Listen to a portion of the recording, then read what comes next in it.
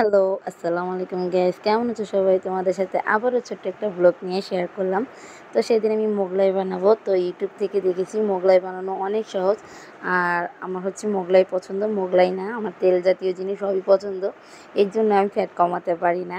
তো প্রথমে আমি 1.5 কাপ ময়দা নিয়ে নিয়েছিলাম, যেহেতু দেখছিলাম 2 কাপের। তো আমি এতগুলো বানাবো না, প্রথমে অল্প একটু বানিয়ে ট্রাই করব। তো 2টা ডিম দেখেছি, আমি একটা ডিম দিয়ে বানিয়েছি। আগে আমার হওয়া দিয়ে কথা, যদি আমি পারি তারপরে আমি নেক্সটটা আবার বেশি করে বানাবো।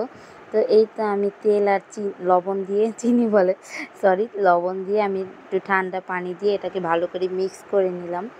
তো এটা মিক্স করার পর এটাকে একটু রেস্টে রাখবো 10 মিনিট। তো এর মাঝে আমি পেঁয়াজ, কাঁচামরিচ, ধনেপাতা যা লাগে সব কেটে রেখে দিয়েছি। তো কেটে আমি এটাকে এখন ডিমটাকে ভালো করে ফেটবো এটার সাথে। তো দেখো মেহের ডিমটাকে কী করেছে, মেহেরের কাজই সব আঁকাবাঁকা।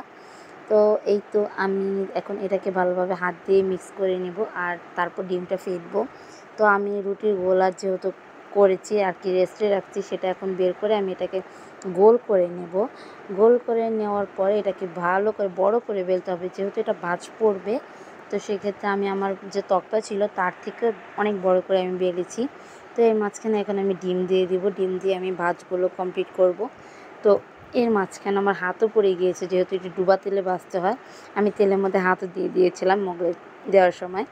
যাই হোক, আমার মোগলাইটা কিন্তু খুব ভালো হয়েছে, তোমরা ভিডিওতে দেখতেই পারবে যে কেমন সুন্দর হয়েছে। তো আমি একটু ডিম দিয়ে আমি একটু আর কি এটা পলটটা করে নিচ্ছিলাম। তো এই তো আমার মোগলাইটা এখন আমি তেলে ছাড়বো। ভালোভাবে এটা পলট করার পর তেলটা অনেক গরম হয়ে গিয়েছে, যার কারণে দেওয়ার সাথে সাথে এটা বুটবুট করে ফুটে উঠছিল। তো আমার না রান্না করতে খুব ভালো লাগে, কিন্তু এই যে হাতটা পুড়ে যায় এজন্য বেশি একটা বিরক্ত লাগে।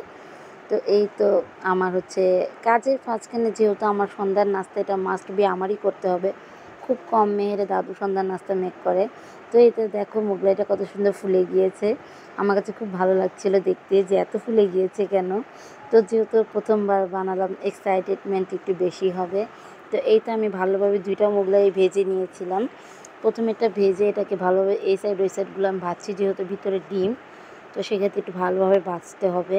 তো এটা ভাজা হয়ে গিয়েছে, তারপর এটা আমি নামিয়ে এটাকে কেটে নিব গরমটাই, যেহেতু মোগলাই গরম খেতে খুবই মজাদার হয়। তো সবাই বলেছিল অনেক বেশি মজা হয়েছে। তো এটা আমি একটু ঠান্ডা 2 থেকে 3 মিনিট ঠান্ডা করার জন্য রেখে দেবো। আর হ্যাঁ, মেহের বাবার জন্যও রেখে দিয়েছি, যেহেতু সে নেই, রাতে আসলে খাবে। তো এই যে আমি এটাকে কেটে নিচ্ছি। আর এটা যে এত বেশি ক্রিস্পি হয়েছিল যে কী বলবো, এটা উপরে আমি একটু বিট লবণ ছিটা দিয়েছিলাম, যে খেতে একটু বেশি স্বাদ লাগে তার জন্য আর কি। এই তো ছোটো ছোটো ব্লগগুলো তোমাদের সাথে শেয়ার করি। এই তো আল্লাহ হাফেজ, নেক্সট কোনো ব্লগে দেখা।